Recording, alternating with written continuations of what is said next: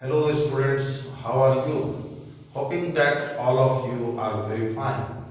Now I am going to start the chapter Mole Concept. And this chapter is very important for class 11 students of all boards and also for those who are the aspirants of NEET and JEE mains examinations. अब chapter हम start करते हैं. Chapter मूल concept का पहला जो word है मूल, एंड मूल मीन्स होता है pile, and pile means amount of the substance.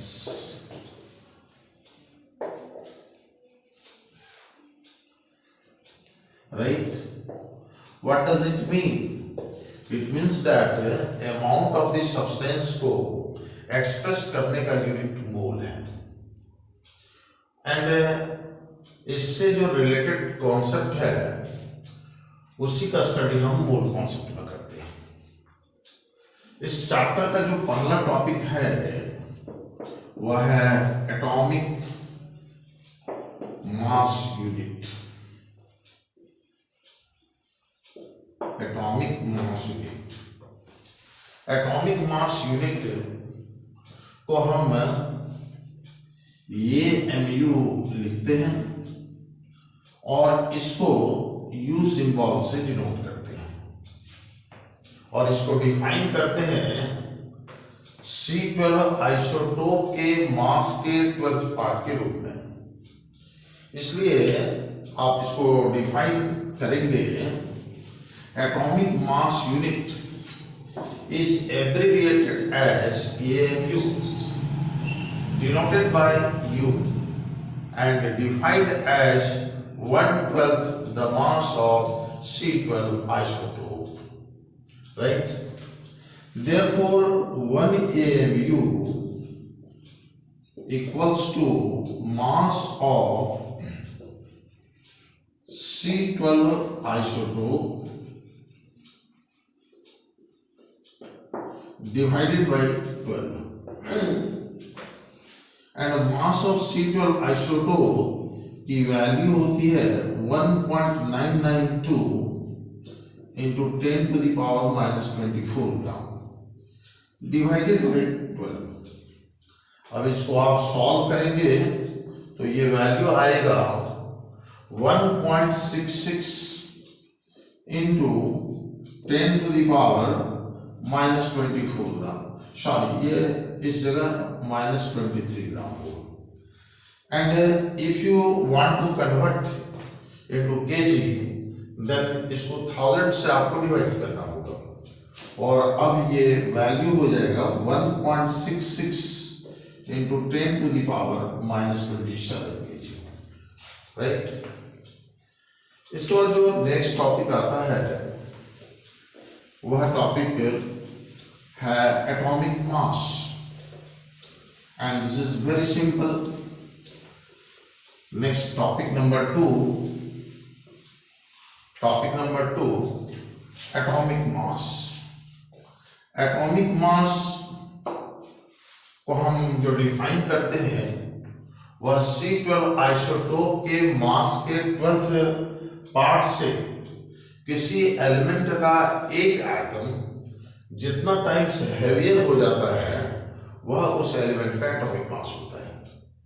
इसलिए आप बोलेंगे the atomic mass of an element is a number which indicates how many times one atom of the element is heavier than 1/12 the mass of C12 isotope.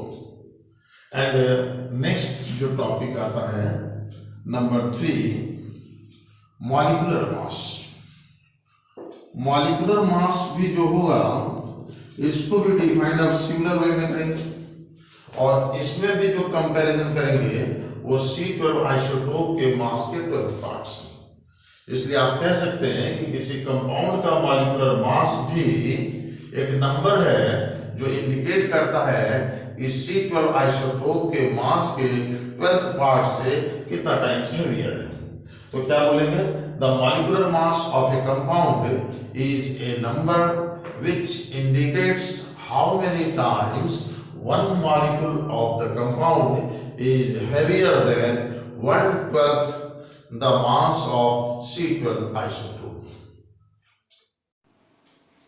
देखो students, अब इस पर एक best छोटा सा एक न्यूमेरिकल हम दे रहे हैं जो जेईई मेंस में कभी पूछा था। वह है if the weight of sodium is expressed as 23 AMU then how many atoms would it represent. अब इसमें बच्चे अपना दिमाग लगाते हैं और उसे गलत ढंग से आंसर करते हैं 6.022 × 10⁻23, जो कि गलत है। एक्चुअली यदि हम कहते हैं कि वेट ऑफ सोडियम को एक्सप्रेस करते हैं 23 AMU के रूप में, तो कितना एटम्स होगा? उसका आंसर वो सिंगल एटम।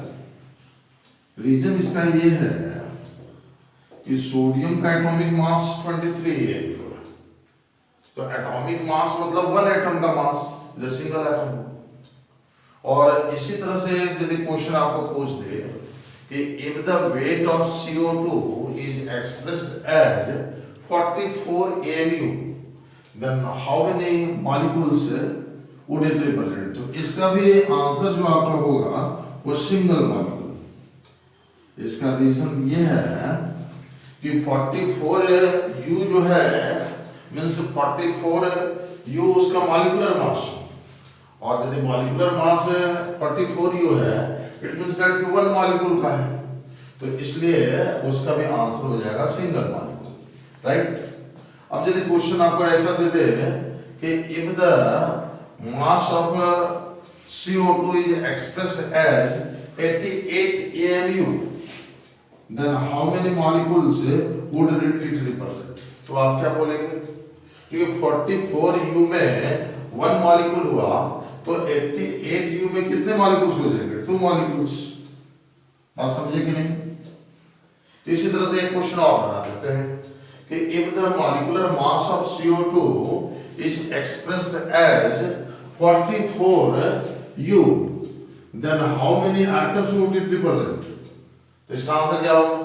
44U जब हम कहे तो इसका मतलब हुआ कि वन मॉलिक्यूल, और वन मॉलिक्यूल CO2 में how many atoms? 1 carbon atoms and 2 oxygen atoms. It means that कि आंसर आपका कितना हो जाएगा? 3 एटम्स, राइट।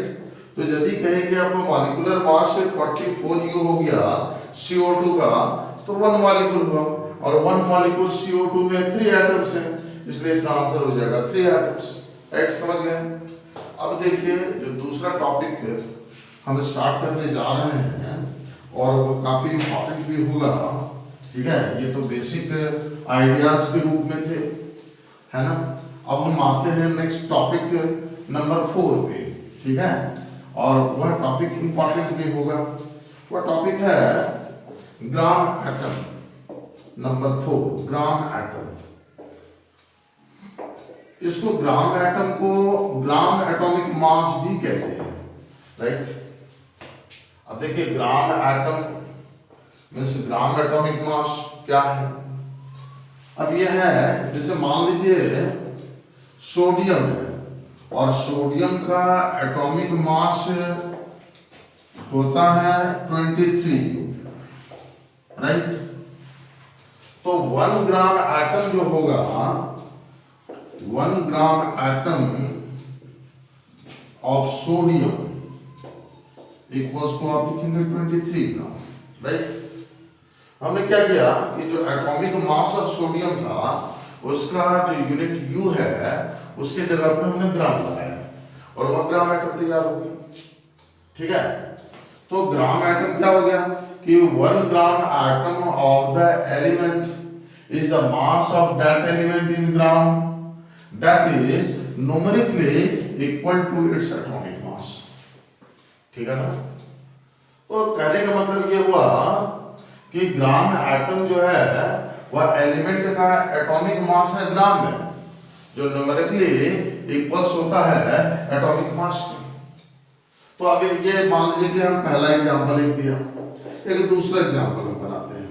मान लीजिए atomic mass atomic mass of magnesium कितना होता है 24U, राइट। तो 1 ग्राम एटम ऑफ मैग्नीशियम आप क्या बोलेंगे 1 gram atom of magnesium equals to क्या कहेंगे 24 ग्राम, राइट। इसी तरह से आप एक एग्जांपल और भी ले लीजिए, मान लीजिए कि atomic mass of aluminium equals to कितना होता है 27U, right. therefore 1 gram atom of aluminium equals to 27 gram हो जाएगा, ठीक है।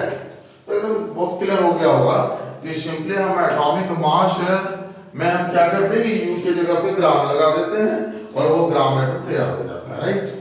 अब इसी को हम एक फॉर्मूला के फॉर्म बनाते हैं, क्योंकि न्यूमेरिकल प्रॉब्लम्स आपको बनाने हैं, है ना। तो न्यूमेरिकल प्रॉब्लम्स बनाने के लिए एक फॉर्मूला की जरूरत पड़ेगी।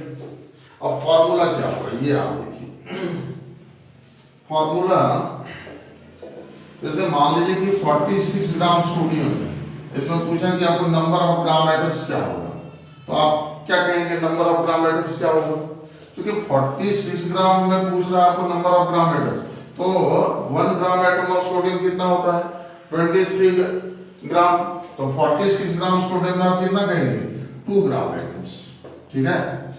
तो इसको आप कैसे करिएगा, फॉर्मूला बनाइए, formula number of gram atoms equals to mass in gram upon atomic mass, ठीक है।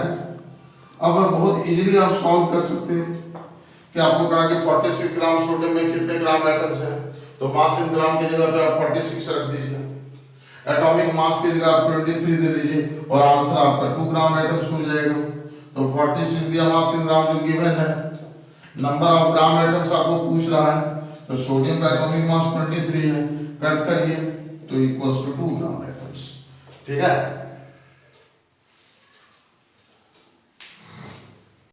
ध्यान दे स्टूडेंट्स, अब इसी तरह का एक छोटा सा न्यूमेरिकल पूछा गया था जेईई मेंस में भी, और इसी तरह का सिमिलर वे में नीट में भी पूछा गया था।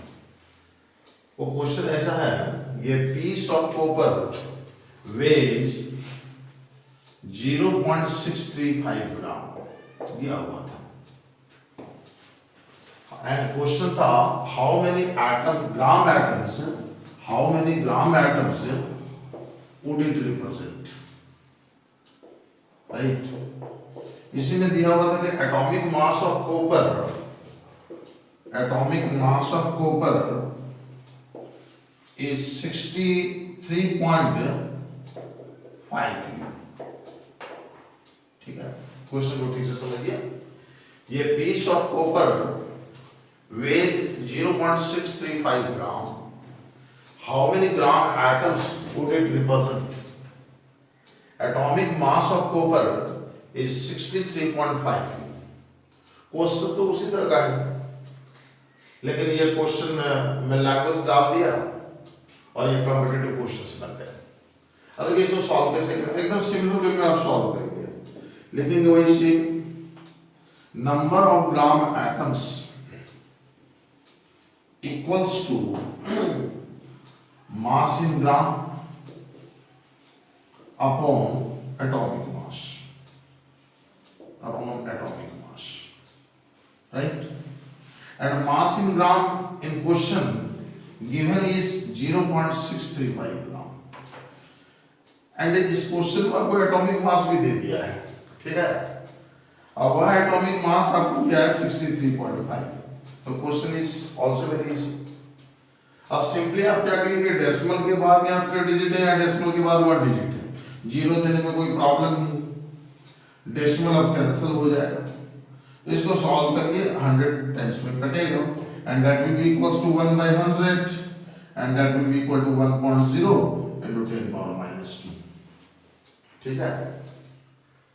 अब क्वेश्चन तो वही था और ये थोड़ा सा कॉम्पिटिटिव बना दिया।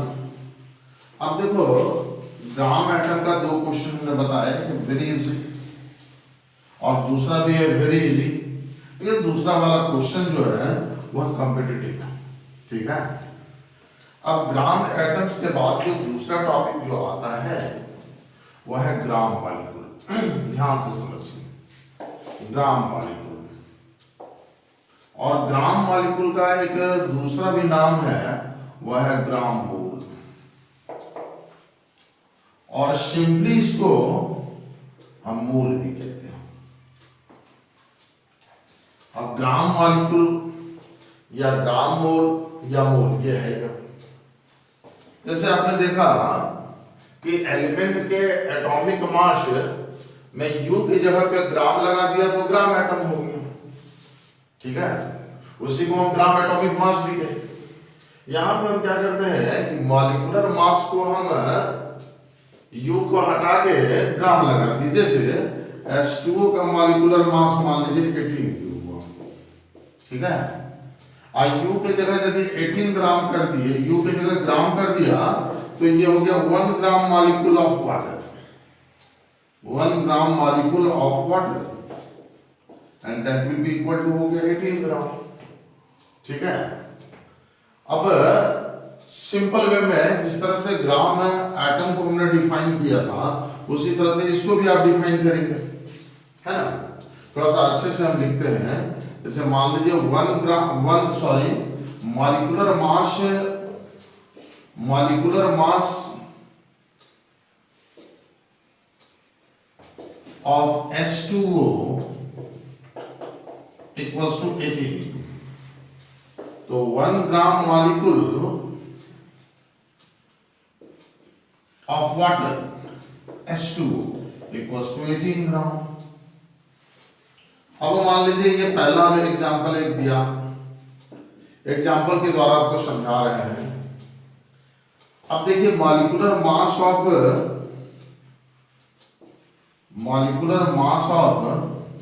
CO2 equals to 44 U। तो अब 1 ग्राम मॉलिक्यूल कहिए या 1 ग्राम मोल कहिए या 1 मोल कहिए, बात एक ही है। इसलिए 1 gram mole of CO2 equal to 44 gram हो गया, ठीक है। एंड थर्ड एग्जांपल, मान लीजिए molecular mass of NH3 equals to आप जानते हैं 17 U होगा। तो 1 ग्राम मॉलिक्यूल कहिए या 1 ग्राम मोल कहिए या मोल कहिए, बात एक ही है। इसलिए 1 mole of NH3 equals to 17 gram. तो आपने क्या देखा कि U के जगह पे ग्राम लगा दिया तो ग्राम मॉलिक्यूल मिल गया, ठीक है। या उसको हम ग्राम मोल कहेंगे या हम उसको मोल कहेंगे। इसलिए अब डेफिनेशन क्या बनता है कि 1 ग्राम मॉलिक्यूल या 1 ग्राम मोल या 1 मोल is the mass of the compound in gram that is numerically equal to its molecular mass, ठीक है। अब देखिए ये तो हम डेफिनेशन भी दे दिया, एग्जांपल्स भी दे दिया। अब न्यूमेरिकल बनाने के लिए एक फॉर्मूला की जरूरत पड़ेगी। ऐसे तो आप यूनिटरी प्रोसेस से भी बना सकते हैं। जैसे आपको कह दिया कि 36 ग्राम H2O में कितने ग्राम मॉलिक्यूल्स है, आप झट से कहेंगे कि 36 इसका दिया हुआ गिवन मास है और 18 जो है इसका मॉलिक्यूलर मास है, आप कट के आप देंगे कि 2 ग्राम मॉलिक्यूल्स, ठीक है। लेकिन इसको आप फॉर्मूला में बना दीजिए, अच्छा रहेगा। अब फॉर्मूला क्या होगा, formula number of gram molecules, ठीक है, number of gram molecules equals to mass in gram upon molecular mass, ठीक है। अब ये फॉर्मूला रहे तो आप प्रॉब्लम आराम से बना सकते हैं। अब मान लीजिए कोई क्वेश्चन आपको दे दिया, सपोज करिए कह दिया कि 10 ग्राम CaCO3 में कितने ग्राम मॉलिक्यूल्स है, मान लीजिए ऐसा क्वेश्चन दिया, तो आप क्या करेंगे, तो एक फॉर्मूला आप ध्यान रखेंगे, नंबर ऑफ ग्राम मॉलिक्यूल्स ठीक है। गिवन मास कितना है 10 मास इन ग्राम, एंड CaCO3 का मॉलिक्यूलर मास निकालेंगे तो कितना होगा 100। कैसे हुआ भाई, कैल्शियम का आप जानते हैं कि 40 होता है, कार्बन का 12 होता है, और ऑक्सीजन का कितना होता है 16, है ना। तो ये 3 है तो 16 3 48 48 हुआ। अब सबको ऐड करेंगे तो 100 हो जाएगा, ठीक है। तो अब इसको कट करेंगे, 0 0 कैंसिल हो गया तो 1/10 that will be equals to 0.1, ठीक है। तो इस तरह से ग्राम मॉलिक्यूल भी हो गया, है ना। और एक बात यहाँ ध्यान देना और है कि ये ग्राम एटम्स और ग्राम मॉलिक्यूल्स मोल में बच्चे बहुत कंफ्यूज करते हैं, है ना। तो आप क्या करें, एक इम्पॉर्टेंट, देखो स्टूडेंट्स, ये चैप्टर जो है बहुत ही कंफ्यूजिंग है, बच्चे कंफ्यूज करते हैं, वो तैयारी करते हैं नीट JEE का, लेकिन होता क्या है कि उसको बेसिक आइडियाज ही नहीं रहता है, इसलिए उसको प्रॉब्लम हो जाता है और फिर वो नर्वस हो जाते हैं। तो इसमें कुछ जो बेसिक आइडियाज है उसको आप देखिए, उसके बाद फिर हम बाद में थोड़े स्पेशल प्रॉब्लम्स पर आएंगे। अभी बेसिक आइडियाज देखिए। मेमोरेबल में ध्यान दें, for mono atomic elements, for mono atomic elements, mono atomic elements में क्या हो, मतलब ऐसा एलिमेंट्स जिसमें केवल एक ही एटम होता है, और उसके एग्जांपल्स क्या है, इनर्ट गैसेस। इनर्ट गैसेस में कौन कौन आते हैं, ग्रुप 0 वाले या ग्रुप 18 वाले, वो कौन कौन है, helium, neon, argon, krypton, xenon and radon. इसके अलावा मोनोएटॉमिक में ऑल मेटल्स हो जाएगा, ऑल मेटल्स, और नॉन मेटल में केवल कार्बन है, ठीक है। So for monoatomic elements, inert gases, all metals and carbon, क्या होगा, gram atoms and mole have same value. इस बात को थोड़ा ध्यान से समझो, ठीक है। अब इसको हम इलस्ट्रेट करते हैं, ठीक है, इसको थोड़ा सा इलस्ट्रेट करते हैं, ध्यान से समझिए। इलस्ट्रेशन, जैसे मान लीजिए आपको कहा कि 1 ग्राम एटम ऑफ सोडियम, आपका जवाब क्या होगा, जैसा कि बताया आपको 1 ग्राम एटम ऑफ सोडियम है, क्योंकि एटॉमिक मास 23U है, तो 1 gram atom of sodium 23 gram होगा। अभी आपको बताया, क्योंकि सोडियम का एटॉमिक मास 23U है, तो 1 ग्राम एटम। अब 1 मोल ऑफ सोडियम आपको कहा, तो आपको लिखना है 23 ग्राम में, क्यों, क्योंकि सोडियम का एटॉमिक मास 23U है, तो मॉलिक्यूलर मास भी 23U ही होगा, क्योंकि Na2 तो होता नहीं। तो 1 ग्राम एटम सोडियम कहिए या 1 मोल ऑफ सोडियम कहिए, दोनों की वैल्यू वही आएगा 23 ग्राम, ठीक है। तो ये तो बात हुई हम सोडियम का लेके दिखाए जो मोनो एटॉमिक है, लेकिन अब ले लीजिए, बट मान लीजिए कि 1 ग्राम एटम ऑफ ऑक्सीजन गए, तो आप क्या जवाब देंगे, 1 gram atom of oxygen equal to आप 16 ग्राम कहेंगे, ठीक है। लेकिन यदि आपको कहे कि 1 मोल ऑफ ऑक्सीजन, तब आप क्या कहेंगे, 1 मोल ऑफ ऑक्सीजन यदि आपको कहेगा तो 1 mole of oxygen equals to आप 32 ग्राम देंगे, ठीक है। तो यहां देखिए ये फर्क पड़ गया, क्योंकि ऑक्सीजन है, मोनो एटॉमिक नहीं है, ये तो डायटॉमिक है। ग्राम एटम कह दिया तो 16 ग्राम मारना पड़ा, और यदि 1 मोल कह दिया और O2 तो आपको 32 ग्राम देना पड़ा। अब इसको क्या करिएगा, इस कॉन्सेप्ट में बहुत झमेला हो रहा है ग्राम एटम और मोल में, तो इसलिए मॉडर्न टर्मिनोलॉजी में हम क्या करते हैं, थोड़ा सा चेंजेस लाया गया है।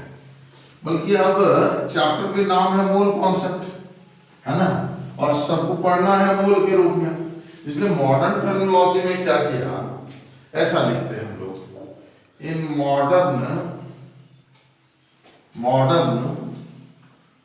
terminology, अब हम ग्राम एटम लिखते ही नहीं, मॉडर्न टर्मिनोलॉजी में क्या करते हैं कि 1 मोल ऑफ ओ रहा तो आप दीजिए 16 ग्राम, ठीक है। और यदि आपको कह दिया कि 1 मोल ऑफ O2 तो आप दीजिए 32 ग्राम।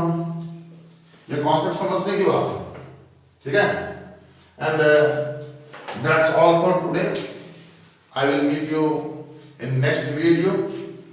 और ये अभी जो भी बात आपको हम बता रहे हैं ये बिल्कुल बेसिक आइडियाज है, और अगले वीडियो में भी हम बेसिक आइडियाज ही बताएंगे, ठीक है। और जब ये चैप्टर क्लोज हो जाएगा तब फिर हम standard problems, normal problems, standard problems सब बताएंगे। इसलिए ध्यान से एक एक करके आप सुनते जाएंगे और तभी आपको डेवलपमेंट होगा, आप समझ पाएंगे और आपका प्रयास भी जारी रहेगा, मेरा भी प्रयास जारी रहेगा। Thank you.